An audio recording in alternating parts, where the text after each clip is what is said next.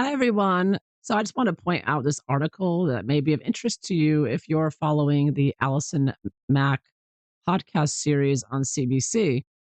Frank Carlotto and his website, Frank Report, was pivotal in taking down Nexium, and he analyzes the manipulations of the PR behind this podcast. And he has covered episode one. I don't know if he's going to do future episodes, but I would highly recommend those as well because it's very interesting when you see how they set up this podcast and the stories to try to reform Allison Mack's image, as well as, in my opinion, Nexium and others. So, here, for example, he was talking about the origin story and how they described Allison growing up in Germany, the daughter of artists, and then how they moved to Southern California, where Allison joked that there's for the beaches and sunshine, which there wasn't a lot of in Germany.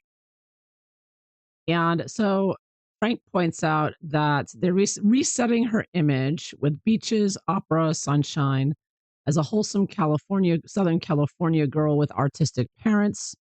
The details are curated. Allison is the product of wholesome bohemian nurturing environments.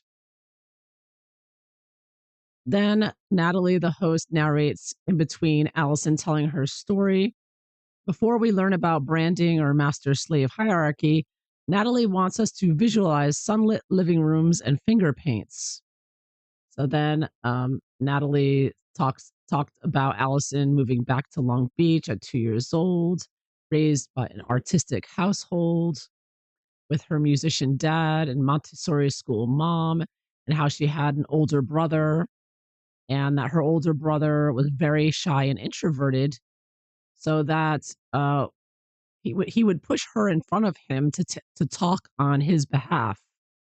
And Allison said she was very willing to be the center of attention, and he was very willing to let her be the center of attention.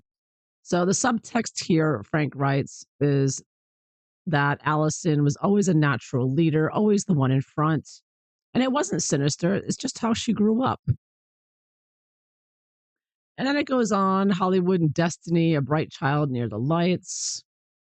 And so they take it from that, a child that likes to be used to being the center of attention, and there were opportunities in Hollywood an hour away. So obviously, Allison got into acting, and it was just destiny.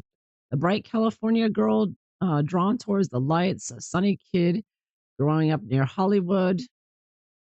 And then Allison talks about a folksy anecdote, a harmless folksy anecdote about her first commercial for the German chocolate company that wouldn't let her eat the chocolate. She had to spit the chocolate out after every take.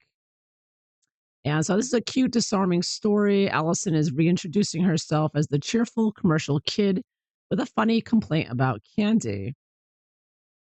But as an aside, people who know about anorexia, a lot of anorexics do that where they would put food in their mouths and then they spit it out. It's how some of them keep from eating too many calories. And of course, we know about the DOS slaves only being allowed 500 calories a day. So I kind of feel that Frank isn't writing this, but I'm saying I think that this is also a story about the chocolate to say that if it comes out, which I don't know if it has, but that Allison did do this. I'm not sure if she did, but I wouldn't be surprised if she's trying to live in 500 calories a day in Nexium, that she would have done this where she put food in her mouth, chewed it, but then didn't swallow it. And so she could be using this story to blame this commercial she did as a child for that behavior rather than admitting that what she was doing was a tool of anorexia. Uh, Anyways, so it's interesting. It does seem to me, I mean, the impression I'm getting with all of this is every story Allison tells and Natalie on this podcast series is very calculated. It just seems in multiple ways.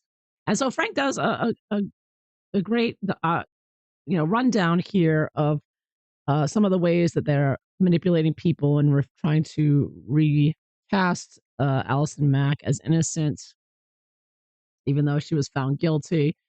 But ever even so, I find it very interesting just how PR does this, and if you do too, I highly recommend.